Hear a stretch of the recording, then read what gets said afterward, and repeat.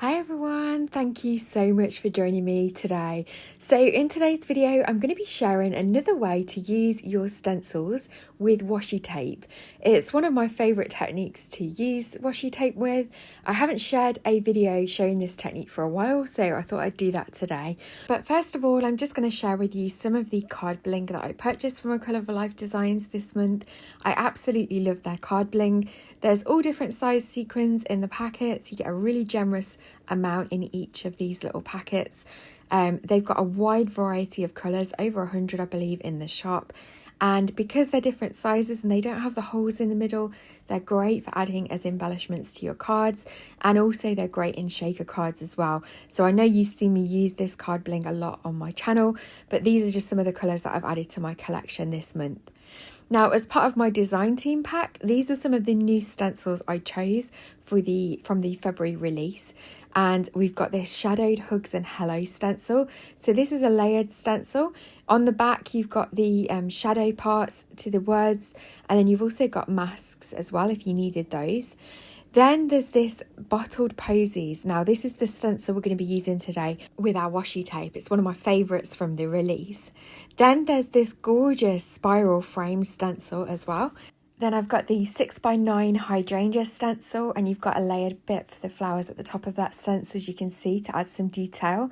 And then there's this gorgeous retro flower duo. So that really is just a small sampling of the new release, but I'll pop links in the description box below. So for our card today, I'll be using the Shadowed Hugs and Hello stencil, but I'll just be using the first layer with these sentiments on, and I really love the font of these sentiments and they heat emboss beautifully. And then we're going to be using the Bottled Posies stencil with our washi tape. Now I am going to flip the stencil over and use it from the reverse side, just because I particularly like the height of the bottles from that angle. And I'm going to be using this washi tape that I've got in my stash. This is an older one from Funky Fossil Designs, but again, if I can find it in stock, I'll leave it linked below. So I've got my card panel, and I'm going to be making a US A2 size card today. So that's 4¼ by 5½ inches. So I've already cut my panel down to 3¾ by 5 inches. And as you can see, I'm flipping that stencil over just so that we can use those 3 bottled posies on the left hand side. Now my glass mat is magnetic, so it's got a big sheet of metal on the back of it, and that's why I can use magnets to hold my cardstock and stencil in place. Of course, if you don't have a magnetic mat, then you could hold it down with washi tape, or you could use a grip mat, for example. But I love using my magnets. I just find them really, really versatile and easy and convenient to use. So that's what I'm using today. Now I've added a strip of washi tape over that first vase, and I'm just using my finger to push the washi tape in. You'll be able to feel the stencil underneath it, and then I'm just using a little detail modelling tool or flower shaping tool just to kind of press that washi tape in. You want the washi tape to get good contact with the cardstock through the stencil, and then you'll be able to see the outline clear enough to just go around it with a craft knife. Now all you're doing with the craft knife is cutting the washi tape, so you don't want to apply too much pressure because you don't want to go through the cardstock, and you also don't want to be damaging your stencils. So you're just going around the outline of the stencil where the washi tape's made contact with the cardstock. And then once you've done that, you can peel that strip of washi tape away and use your craft knife to just cut any areas that have maybe not cut properly the first time around.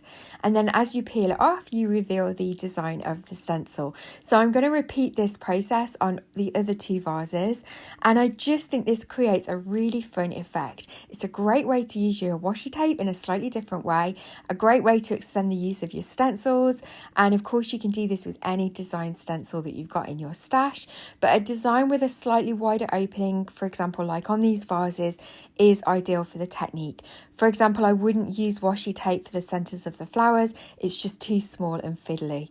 And then as we remove the stencil, you've got that lovely washi tape pattern of the vases all nice and ready to go on your card panel. So next I'm going to add the stencil back over it, and we're going to do some ink blending with the flowers. So I'm just going to line that back up. Again, it's a nice easy design to line up, and I'm just going to add my magnet again at the bottom. I'm going to use these new colours from Gina Designs. We've got Butterscotch and Sunkissed Coral, And I'm just going to use a blending brush here just to add some shading and colour to the flowers. So as you noticed, I did the ink onto the stencil first of all, just to take the excess off my brush, and then use that to blend it onto the flowers because I didn't want to go too heavy.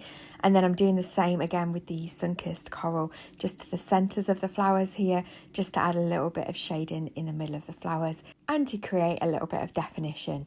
Now for the sentiment, I'm going to use the Shadowed Hugs and Hello stencil on some black cardstock.